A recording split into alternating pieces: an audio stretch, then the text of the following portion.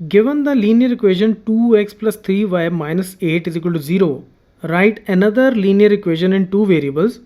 तो ये हमें एक इक्वेशन दी गई, x और y इसके दो वेरिएबल्स हैं। तो वो कह रहा है कि एक और आप लीनियर इक्वेशन लिखो इन्हीं वेरिएबल्स में x और y में, such that the geometrical representation of the pair so formed is intersecting lines, parallel lines, coincident lines. देखो वो कह रहा है कि एक इक्वेशन और लिखो, एक आपको गिवन है 2x + 3y - 8 = 0।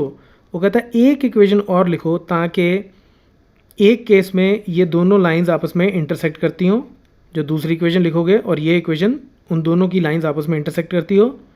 फिर एक इक्वेशन ऐसी लिखो कि ये इक्वेशन और वो वाली उन दोनों की लाइंस आपस में पैरेलल हो। और तीसरे केस में ये जो लाइन है, जो आप नई एक इक्वेशन लिखोगे, उसकी लाइन और इसकी लाइन बेसिकली सेम ही होगी, एक के ऊपर एक।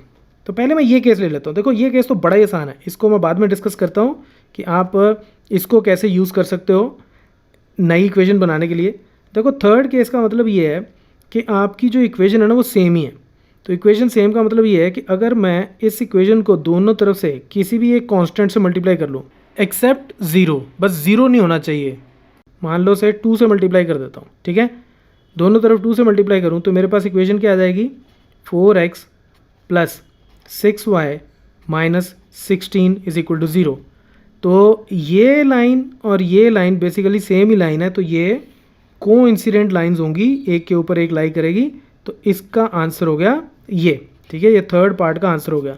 आप चाहे इसको 3 से मल्टीप्लाई कर दो, चाहे 4 से मल्टीप्लाई कर दो, तो वो जो इक्वेशन आएंगी ये दोनों आपस में क्या हो जाएंगी, कोइंसिडेंट लाइंस। देखो अब मैं इसको यहाँ से भी समझा देता हूँ।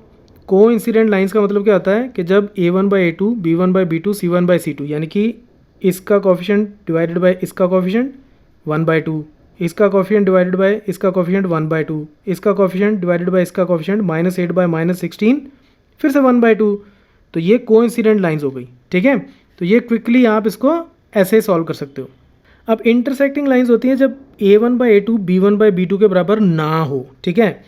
c1/c2 का हमें कोई लेना देना ही नहीं है, c1/c2 मतलब कांस्टेंट टर्म का। तो अब गिवन है हमें 2x + 3y - 8 = 0, ये इक्वेशन ऑलरेडी गिवन है। तो बड़ा आसान सा है। देखो आप सीधी सी बात है कि आप 2 को किसी नंबर से डिवाइड करोगे और 3 को किसी नंबर से डिवाइड करोगे और वो आपस में बराबर ना हो, बस इतना ही देखना आपको। अगर 2 को मैं 3 से डिवाइड कर दूँ और 3 को अगर मैं 4 से डिवाइड कर दूँ तो ये आपस में बराबर तो नहीं होंगे, 2/3, 3/4 बराबर नहीं होंगे। तो यानी कि यहाँ मैं अगर ले लूँ 3x और यहाँ मैं ले लूँ 4y और इधर मैं कुछ भी ले लूँ, चाहे 8 ले लूँ, चाहे 10 ले लूँ, कुछ भी ले लूँ, उससे कोई फ़र्क नहीं पड़ता। ये मेरा 2/3 इज़ नॉट इक्वल टू 3/4, ठीक है, 2/3 इज़ नॉट इक्वल टू 3/4। तो ये मेरा एक आंसर हो गया।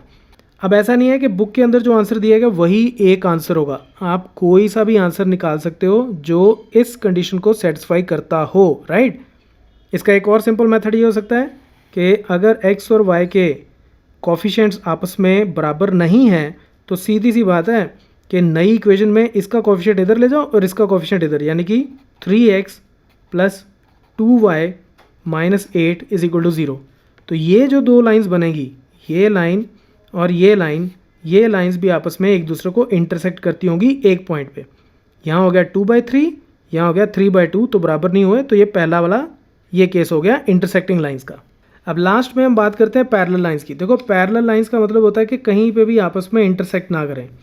तो इसका सबसे आसान तरीका पता क्या होता है, देखो जैसे आपको ये गिवन है 2x + 3y - 8 = 0। तो आपको सिर्फ ये करना है कि 2x + 3y को तो एज इज़ रहने दो, सिर्फ और सिर्फ कांस्टेंट वैल्यू को चेंज कर दो, ठीक है। इसको अगर मैं 10 कर दूं तो ये दोनों लाइंस जो हैं ये आपस में पैरेलल होंगी, ये कहीं पे भी इंटरसेक्ट नहीं करेंगी। इसकी जगह आप कोई भी और कांस्टेंट यूज़ करते जाओ, चाहे -7, चाहे +7, चाहे -16, कुछ भी यूज़ करते जाओ, तो ये सारी लाइंस जो हैं आपस में क्या हो जाएंगी, पैरेलल हो जाएंगी। और इसको अगर आप इसके साथ कंपेयर करके देख लोगे इसके साथ, तो a1/a2 1, b1/b2 1, तो बराबर हो गए। लेकिन c1/c2 1 नहीं है, तो ये क्या हो गई हमारी parallel lines. So that's it from this tutorial. Keep watching Mathemafia.